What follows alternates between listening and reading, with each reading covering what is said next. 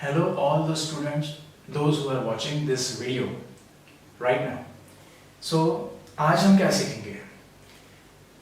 First video है ये. This is the first video of this concept कि हम कुछ सीखेंगे छोटे छोटे कंसेप्ट मैथमेटिक्स के. तो पहली बात कि अगर आप मेरे से कुछ कंसेप्ट सीख रहे हो, then I will make sure कि you will get the concept to the point. और ये वीडियो का जो अप्रोच है वो एग्जाम ओरिएंटेड है. तो एग्जाम के लिए हमें कैसे पढ़ना है and how the way we can practise mathematics well in manner and we can score well. तो आज का वीडियो का जो टॉपिक है that is linear equations in two variables. और इसमें हम दो कंसेप्ट सीखेंगे. फर्स्ट इज डिटरमिनेंट कैसे निकालते हैं और सेकंड रहेगा कि क्रैमर्स रूल को कैसे सॉल्व करना है. How to solve two linear equations using Cramer's rule. तो to start any chapter in mathematics उसका कुछ मीनिंग होता है. तो मान लीजिए कि linear equations in two variable. भाई लीनियर मतलब क्या, वेरिएबल्स मतलब क्या. सो ये दोनों का मीनिंग क्या है वो पहले समझ लेंगे and then we will jump on what is determinant and what is the Cramer's rule. So ये वीडियो तीन पार्ट्स में है. First part understanding the name of the chapter, second solving determinants and third solving simultaneous equations by Cramer's rule. Now in mathematics we have many types of equations: linear equations, quadratic equation, cubic equations, etc. तो linear equation मतलब क्या? अगर मैंने तुम लोगों के सामने लिख दिया 2x square plus 5x minus 3, अगर ये इक्वेशन में लिख देता हूं एंड इक्वेशन तभी बोला जाता है जब उसके लेफ्ट हैंड साइड और राइट हैंड साइड में कुछ लिखा है. Now in this is equation. जब यहां पे मैं कुछ ऐसे लिखूंगा then we can say this is an equation. अभी ये इक्वेशन लीनियर है या क्वाड्रेटिक है या क्यूबिक है ये हमें पता चलता है किसी भी अल्फाबेट के सर के ऊपर कौन सा नंबर लिखा हुआ है. फिलहाल अगर आप 10th स्टैंडर्ड में हैं एसएससी बोर्ड में तो तुम्हें लीनियर इक्वेशंस और क्वाड्रेटिक इक्वेशंस पढ़ने हैं. तो ये इक्वेशन कौन सा है? This is a quadratic equation because alphabet के ऊपर दो पावर है जिसको हम पावर बोलेंगे, जिसको हम डिग्री बोलेंगे, इंडेक्स बोल सकते हैं. So the highest index of the variable is 2, then it is called as quadratic. अगर ये इक्वेशन में अल्फाबेट का जो पावर है उसका जो डिग्री है वो अगर 1 है, कुछ भी नहीं लिखा है, that means it is 1. If nothing is written there तो ये 1 है, इसका मतलब ये लीनियर इक्वेशन है. So how to identify the equation is linear? Alphabet के सर के ऊपर कोई भी नंबर नहीं रहेगा, that is called as linear equation. Now what do you mean by variable? जैसे मैंने अभी बोला alphabet. Simply in the basic words variable का मतलब होता है अल्फाबेट. A से लेकर Z तक एग्जामिनर कोई भी अल्फाबेट चूज करेगा, that alphabet is called as variable. Now what do you mean by variable? Variable मतलब जिसका वैल्यू वैरी होता है, जिसका वैल्यू के अलग अलग आंसर्स सिचुएशन के अनुसार हो सकते हैं, उनको हम बोलते हैं वेरिएबल. सो अभी पूरा चैप्टर का नाम है linear equations in two variable. इसका मतलब मुझे दो अल्फाबेट दिखने चाहिए वो इक्वेशन में, और वो इक्वेशन में अल्फाबेट के सर के ऊपर कोई भी नंबर नहीं होना चाहिए. तब मैं बोल सकता हूं कि वो लीनियर इक्वेशन से विद दो वेरिएबल. फॉर एग्जाम्पल अगर मैं यहाँ x की जगह पे कर देता हूँ y, तो 2x plus 3y 5y minus 3 is equal to 0. यहाँ पे x and y, these are the two alphabet, those are treated as two variables. Linear है ये कैसे पता चला? बिकॉज अल्फाबेट्स के सर के ऊपर कोई भी वैल्यू नहीं है. One more example, 3m minus 2n is equal to 5. In this case, There are two variable, as I said, examiner have a choice, वो कोई भी अल्फाबेट ले सकता है, A से लेके Z तक, anything. So if it is M and N, then it is two variable. ये कौन से टाइप का इक्वेशन है? This is linear equation because इसके ऊपर कोई भी नंबर नहीं है. So these are called as linear equations in two variable. This thing is clear to you. Now we'll go on determinant and third concept, Cramer's rule. अभी determinant का format क्या होता है और डिटर्मिनेंट को कैसे सॉल्व करते हैं? सिंपल. डिटर्मिनेंट मतलब between two vertical lines we will be having four numbers. For example, अभी मैं यहाँ पे अल्फाबेट लिख देता हूँ to know the format of determinant. मान लीजिए A, B, C, D are the four variables. Variable मतलब any numbers जो ये दो vertical line के बीच में है. So how to, this is the format of determinant. How to solve it? तो इसका फॉर्मूला आता है, इसका जो स्ट्रक्चर है उसे सॉल्व करते समय you have to multiply these two first. So A into D, इसका multiplication सबसे पहले होगा, followed with the minus operation, और उसके बाद C into B, इन दोनों का multiplication होगा. This is going to be a standard format of solving the determinant. अभी एक example ले लेते हैं. Suppose I am replacing, ये यहाँ पे ऐसे रखते हैं स्ट्रक्चर ताकि आपको पता चले. एक एग्जाम्पल ले लेते हैं. For example 5, 2, 3 and 1. If these four numbers are present between two vertical lines, तो इसको सॉल्व करते समय first of all I will have, नीचे लिख देते हैं, 5 into 1 को पहले करना है. अगर गलती से तुमने 3 into 2 को पहले ले लिया और माइनस के बाद 5 into 1 ले लिया तो एग्जामिनर उसको सीधा 0 मार्क देगा. You should make sure that this and this should get multiplied first. So in the first bracket you can write 5 into 1 followed with the minus sign, and then in the second bracket 3 into 2. So your answer will be 5 ones are 5 minus 3 twos are 6. I hope you are good with the addition subtraction tables.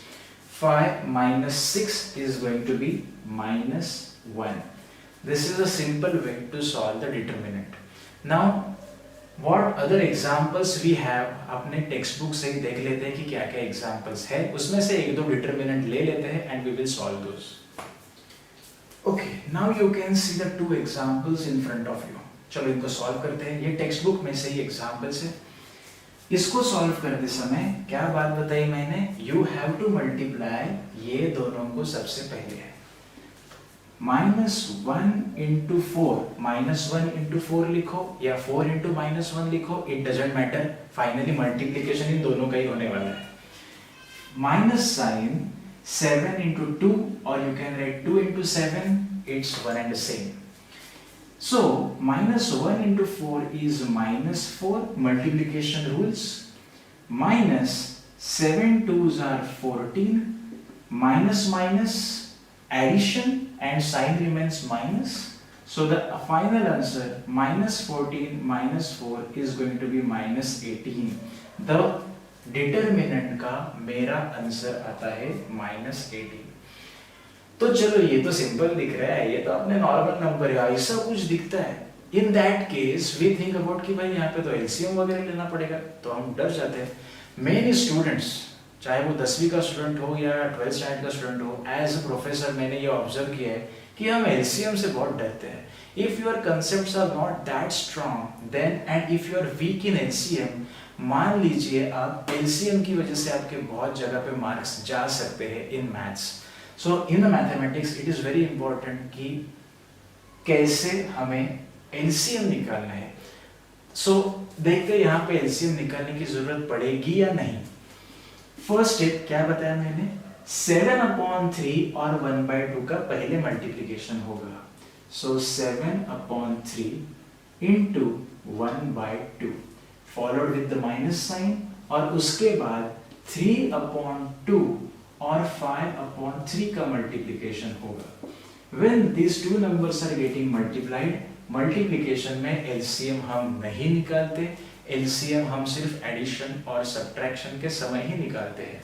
So multiplication में क्या होगा, numerator numerator multiply, denominator denominator multiply. So 7 into 1 7 and 3 2s are 6 minus 5 3s are 15 upon 3 2s are 6। अभी fortunately यहाँ पे दोनों का denominator is same, so we will not go for least common multiple, क्योंकि दोनों के डिनोमिनेटर एग्जैक्ट सेम है। So we will club the denominator of both because it is common, and numerator का नॉर्मल ऑपरेशन होगा 7 minus 15। So 7 minus 15 upon 6, the answer is going to be minus 8 upon 6। यहां पे लिख देता हूं, शायद दिखेगा नहीं आप लोगों को, minus 8 upon 6। अभी माइनस साइन 15 का है तो बड़ों का रिस्पेक्ट करना चाहिए हमें, तो फाइनल रिजल्ट में बड़े नंबर का जो साइन है वो आंसर को आएगा। 7 is positive, 15 is negative, so result will carry negative sign। minus 8 upon 16 अगर तुमने यहाँ पे आंसर छोड़ दिया, एग्जामिनर अगर थोड़ा सा स्ट्रिक्ट है तो he or she may cut your half mark, क्योंकि ये रिड्यूस हो सकता है जो तुमने किया नहीं। बेटर यू रिड्यूस दिस, अगर होता है तो you can easily see it is divisible by 2। तो अगर हम इसको रिड्यूस करेंगे तो इसका आंसर आ जाएगा -4 upon 3। That's your final answer। So for this determinant, the answer is going to be -4 by 3। Steps को हमेशा मार्क्स रहते हैं। अगर कोई बंदा डायरेक्टली डिटरमिनेंट का आंसर -4 by 3 लिखेगा, अगर क्वेश्चन 2 मार्क का है तो शायद उसको 1 मार्क मिले या मिलेगा भी नहीं।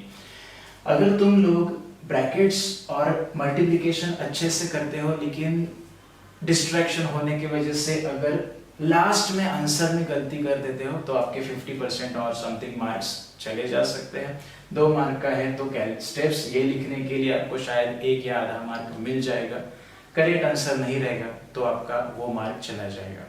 सो this videos from me are mainly design in exam oriented purpose. हमें एग्जाम में कैसे परफॉर्म करना है, कहाँ मार्क्स जा सकते हैं, कहाँ पे हमें स्कोर करना है। अगर 1-2 बातें मुझसे छूट जाती है और अगर आपको लगता है कि यहाँ पे ये बताना चाहिए था, you can contact me personally. मैंने ऑप्शंस दिए हैं that how you can revert. So definitely अगर आपको ये टॉपिक के अंदर कुछ डाउट है then I will entertain those, no problem. अभी डिटरमिनेंट समझ गए तो चलो बढ़िया है, पहले 20 मिनट में हमने ये समझ लिया, 15-20 मिनट में, what is meaning of linear equations in 2 variable in maths. Always remember, अगर ये सब्जेक्ट को हमें फ्रेंडली बनाना है, अच्छे से स्कोर करना है विदाउट टेंशन, तो उसकी हर चीज को जानो, उसके हर चीज को समझो, तभी तुम्हें जाके वो एनालाइज होते जाएगा and you will start enjoying. Maths में आप सभी लोग स्कोर कर सकते हो, कब? Only when you can enjoy the subject. So you should thoroughly know the concept. हर कोई मैथमेटिक्स एंजॉय कर सकता है, और अगर आप मुझसे सीख रहे हो then I will make sure, अभी ये पहला ही वीडियो है, सो आई एम चेकिंग कि how will be the feedback response, और इससे आगे वीडियो चलते रहेंगे और क्वालिटी और क्वांटिटी में इंप्रूव करने की हमेशा कोशिश करूंगा। Let's come to on the track of the linear equation का last concept, that is Cramer's rule. Mathematics का एक सबसे अच्छा कंसेप्ट ये है कि जो रूल्स होते हैं, जो थियरम्स होते हैं, वो एक पर्टिकुलर ट्रैक के ऊपर चलते हैं। अगर ऐसा डायग्राम आया तो ये थियरम से ऐसे सॉल्व होगा। अगर ये मेथड से पूछा है then there is a particular track given to it. अगर आप क्रैमर्स रूल का मेथोडोलॉजी समझे तो आप क्रैमर्स रूल का कोई भी सम एग्जाम में कर सकते हो। ऑलवेज अंडरस्टैंड द बेस, उसके ऊपर जो सम्स खड़े हो जाते हैं that you can easily solve if you know the base of that particular concept. तो अभी क्रैमर्स रूल कैसे चलता है? In the Cramer's rule you have 2 equations, आपको 2 इक्वेशन दिए होंगे।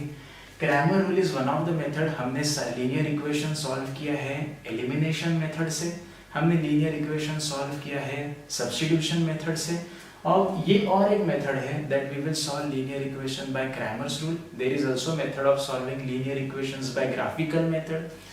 तो आज हम देखेंगे क्रैमर्स रूल। चलो एक एग्जांपल लेते हैं and I will explain you rules और उस हिसाब से हमें उसे कैसे सॉल्व करना है। See the first example. Okay, so let's have these two examples for the Cramer's rule. 3x minus 4y is equal to 10 and 4x plus 3y is equal to 5. Rule number 1 for Cramer's rule, a very basic first rule of Cramer. Variable के अलावा जो constant है वो हमेशा equal to के right hand side में ही रहना चाहिए। ये बात आप दिमाग में फिट कर दो। The constant number 10 is a constant. Why? Because there is no alphabet attached, no variable attached with this. So whatever hell will happen in the equation, 10 will remain 10. अगर y का वैल्यू हो जाता है 2 तो ये 4 बन जाएगा 8। अगर x का वैल्यू बनता है 3 तो ये 3 बन जाएगा 9। लेकिन ये दोनों नंबर में बदलाव आएंगे बिकॉज वो वेरिएबल के साथ बैठे हैं। ये बंदा अकेला है, उसको बोलेंगे कांस्टेंट। तो क्रैमर्स रूल का सबसे पहला रूल, जो कांस्टेंट है वो इक्वल टू के राइट हैंड साइड में ही होने चाहिए, इंपॉर्टेंट। इसके बाद we will compare the given equation with the Cramer's standard format और उससे हम a, b, c के वैल्यूज निकालेंगे। इसका एक स्केलेटन बताता हूं मैं आपको, पहले वो लिख के देता हूं। comparing given equations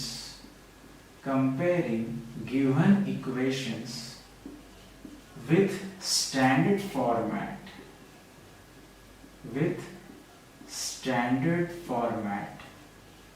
अभी ये फॉर्मेट क्या है लीनियर इक्वेशन का? For Cramer a1x plus b1y is equal to c1, a2x plus b2y is equal to c2। Actually linear equation का स्टैंडर्ड फॉर्मेट होता है ax plus by plus c is equal to 0।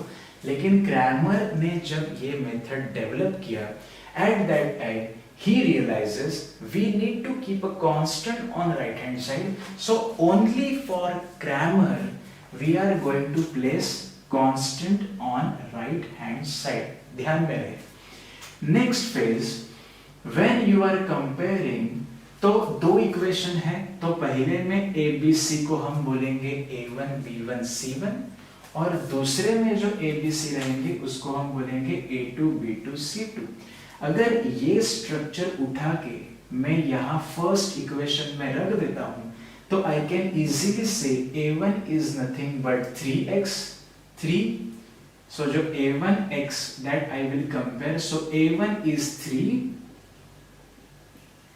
b1 का value हो जाएगा -4, you have to take it along with the sign, -4, और c1 का value हो जाएगा 10। देन a2 का वैल्यू हो जाएगा, अगर ये सेकेंड इक्वेशन हम ये सेकेंड इक्वेशन के साथ कंपेयर करें, अब चाहे तो हम इसको नंबरिंग दे सकते हैं 1 2। सो a2 is nothing but 4, b2 is nothing but 3 और जो c2 है that will become 5। So Cramer's का सबसे पहला फंडामेंटल क्या है? गिवन टू इक्वेशन में what I said first, constant should be on the right hand side. Step 2, हम कंपेयर करेंगे with the standard format for Cramer. First equation से हमें तीन वैल्यूज मिलेंगे a1 b1 c1 और सेकेंड इक्वेशन से हमें मिलेंगे a2 b2 c2। You got this? अभी स्कूल में हर एग्जामिनर का मेंटालिटी अलग होता है, टीचर का मेंटालिटी अलग होता है। सो कुछ टीचर बोलेंगे कि ये लिखने की जरूरत नहीं है, you can directly right a1 b1 c1, क्यों इतना लिखे? बट व्हाट आई प्रेफर, हमारे पेपर कौन चेक करेगा, that I don't know. At that time, why to take the risk? It's better to write everything neat and clean. That is much better. Now once you got this, अभी last step हमें Cramer's rule में 3 determinant निकालने होते हैं. How many determinants? 3 determinants. Now how to solve determinant ये मुझे पता चल गया, लेकिन अभी 3 डिटर्मिनेंट कौन से, that I will write it here. Keep watching. पहला डिटर्मिनेंट रहेगा D. इसमें आएंगे A1 B1 in the first row और A2 B2 in the second row. दूसरा डिटर्मिनेंट निकलेगा dx. सो x का वैल्यू निकालने के लिए जो हमें काम में आएगा वो है dx. तो dx डिटर्मिनेंट निकालते समय x वेरिएबल को जो अटैच है A1 और A2 ये चले जाएंगे और रिप्लेस हो जाएंगे कांस्टेंट के साथ C1, C2, B1, B2 as it is. और तीसरा डिटर्मिनेंट हमें निकालना है dy का.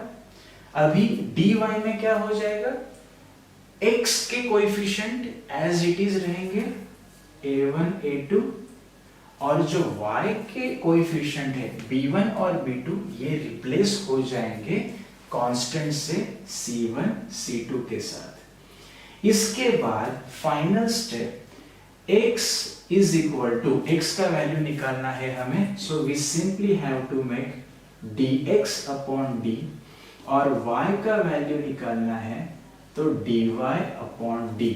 This is the skeleton of Cramer's rule. तो this is my structure. So अभी मुझे अगर d का वैल्यू निकालना है, so simply I will substitute a1, a2, b1, b2. Now keep in mind, ये फॉर्मेट मैंने सिर्फ तुम्हें दिखाने के लिए लिखा है. Some examiners say कि इसे दिखाओ, but most of the examiners says no need to show this structure to solve the determinant. So a1, b1, a2, b2 लिखने का जरूरत नहीं है. So for a time being, ये first sum है, then I will keep it.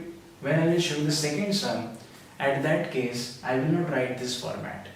So A1, A2, 3 and 4, and B1, B2 is minus 4 and 3. So, इसका multiplication, now you remember the multiplication, 3 into 3 is 9. Now you no need to show 3 into 3 as a step, इसको directly multiply करके लिख सकते हैं. Followed with the minus sign, but अभी यहाँ पे ध्यान रहे 4 into minus 4 है. When it is 4 into minus 4, it is going to be minus 16. Minus minus plus हो जाएगा, 9 plus 16 का आंसर आएगा 25. Next step, to find the determinant dx, c1, c2 जो कांस्टेंट है वो पहले पोजीशन पे आके बैठेंगे. b1, b2 minus 4, 3 as it is. So 10 into 3, 30.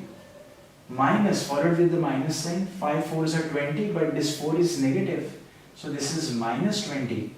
So minus 20 and minus, that is plus 20. 30 plus 20 is 50. जो थर्ड डिटर्मिनेंट है a1, a2, c1, c2. So a1, a2 is 3 and 4. c1, c2 is 10 and 5.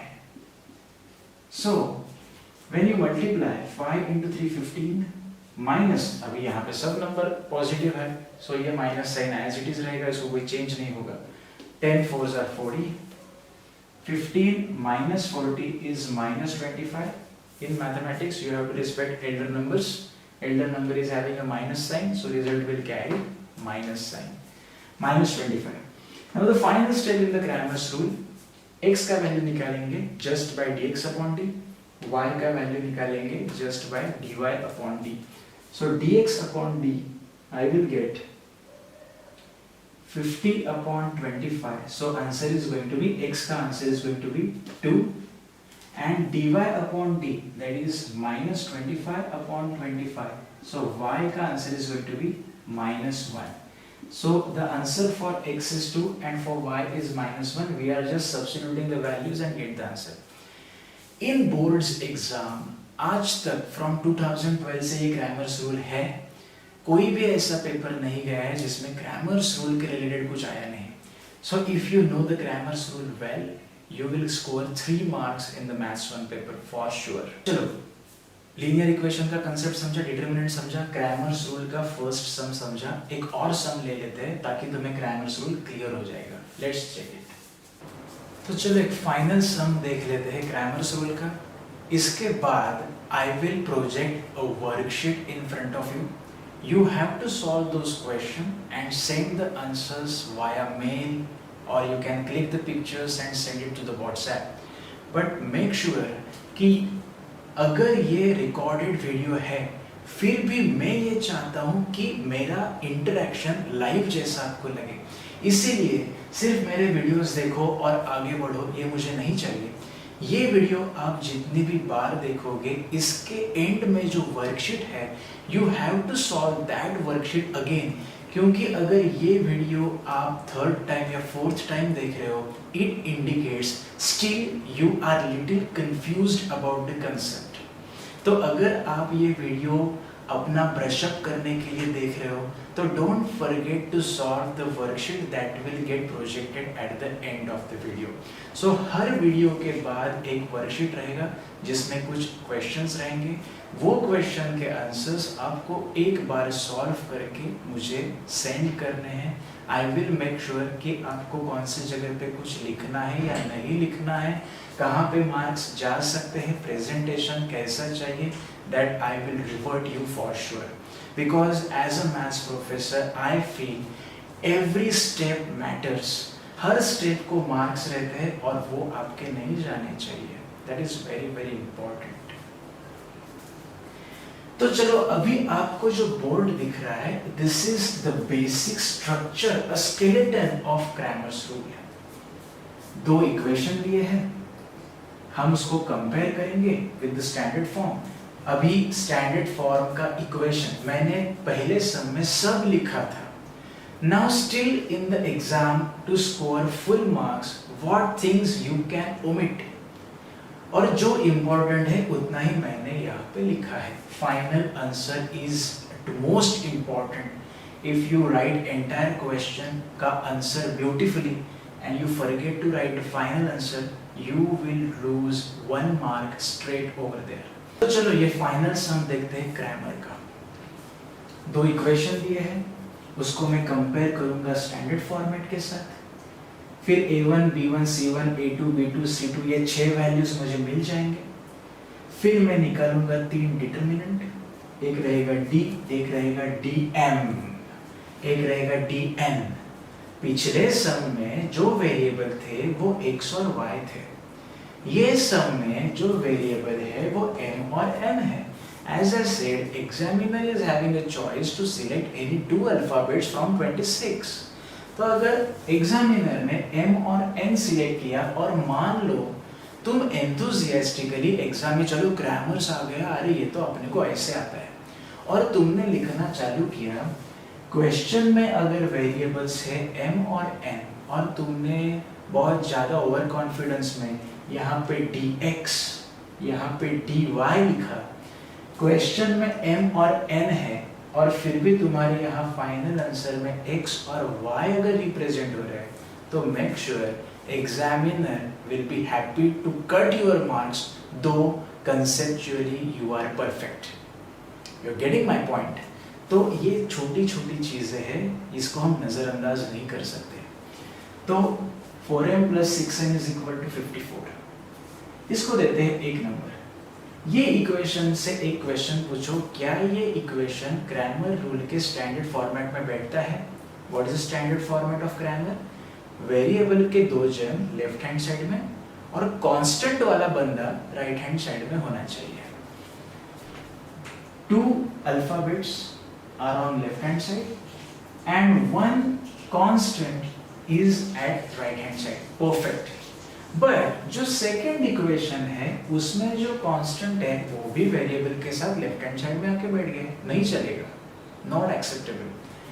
Throw that constant on the right hand side, that is very important.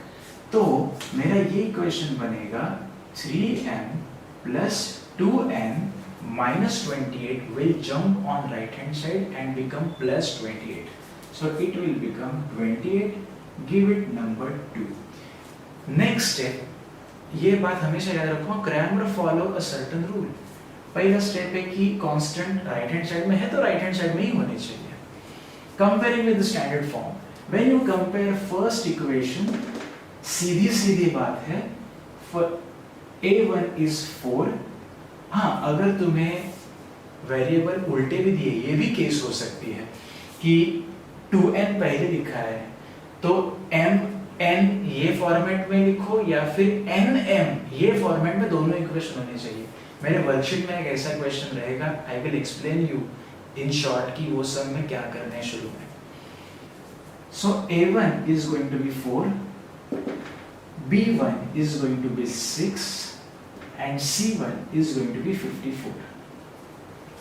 a2, second equation, a2 is going to be 3, b2 is going to be 2 and c2 is going to be 28. Now let's have first determinant. क्या format था?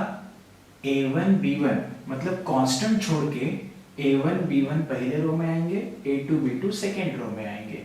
So a1 b1, that is 4 and 6 will be in the first row, 3 and 2 will be in the second row. Determinant solve कैसे करना है? 4 into 2 8 minus 6 3s are 18.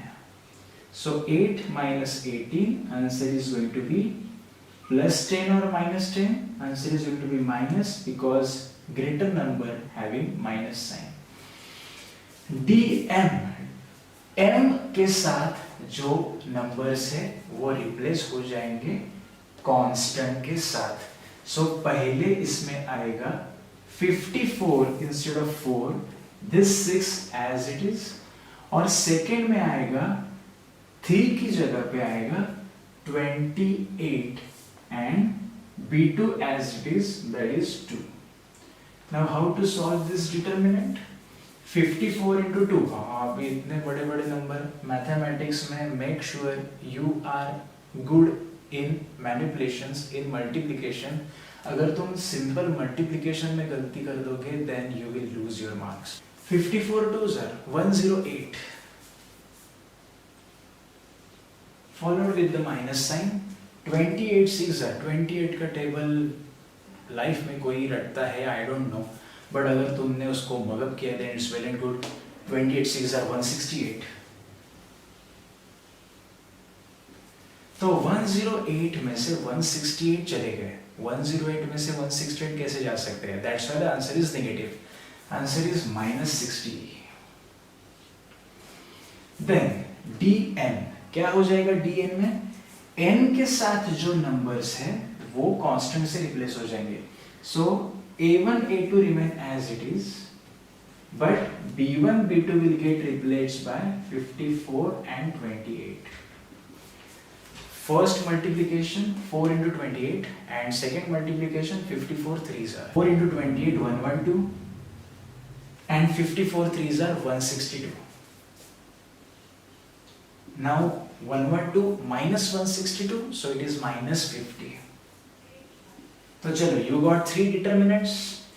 Now m is equal to dm upon d, so it is nothing but dm upon d minus 60 upon minus 10. Now numerator denominator both minus will get cancelled, so answer for this is going to be 6. m is equal to 6 and dn upon d minus 50 upon minus 10, so minus minus cancel and answer is going to be 5. So final answer n is equal to 6 and n is equal to 5 is the solution set of given equations. So Cramer's rule, अगर ये grammar में तुम्हें कभी भी problem हो, keep watching these steps again and again. It also depends on your examiner, कि कोई examiner आके बोलेगा कि नहीं ये लिखना है, कोई examiner बोलेगा अरे it's okay ये नहीं लिखा तो भी चलेगा। I am showing you the possibility जहाँ पे तुम्हारे मार्क्स जाने के चांसेस बहुत कम है या एब्सोल्युटली जीरो है। इतना अगर तुम स्टेप्स दिखाते हो, writing the comparing with equations, calculating 3 determinants with appropriate variable and writing final answer, then I don't think so. Out of 3 marks, nobody will cut your marks in the board exam. तो grammar rule समझा? आज हमने क्या देखा इस video में? Linear equations in 2 variables, then determinant कैसे solve करें और क्रैमर रूल कैसे सॉल्व करना है। इसके बाद टाइम भी होता है, we cannot stretch the video for so long, नहीं तो आप भी बोर हो जाओगे और जब दिमाग नहीं जा रहता जगह पे then it is of no use. So I will give you few questions, I will project it for 2-3 minutes. You can solve those and you can send it to me. I will get back to you on that. Thanks.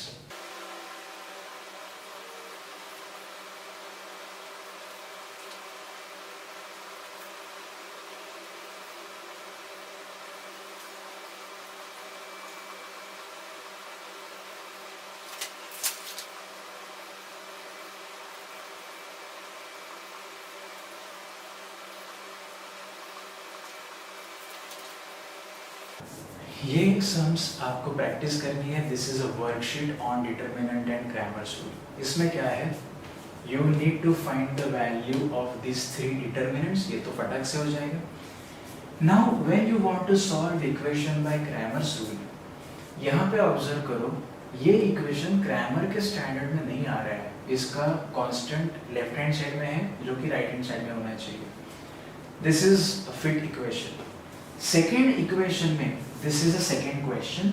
Second, ये first question है और ये second question है। Second question में this equation follows appropriate Cramer, but यहाँ पे observe करो, y पहले है, x बाद में है। यहाँ पे x पहले है, y बाद में है। सो एज पर सीक्वेंस ये इक्वेशन के वेरिएबल के पोजीशन चेंज करो, तो ये इक्वेशन रीराइट करके लिखना पड़ेगा कैसे? 2x minus 3y is equal to 12. So better you solve this worksheet and send the answer to me just once, and I will get back to you on this. Have it. And let's meet you with the next video with some interesting facts and figures.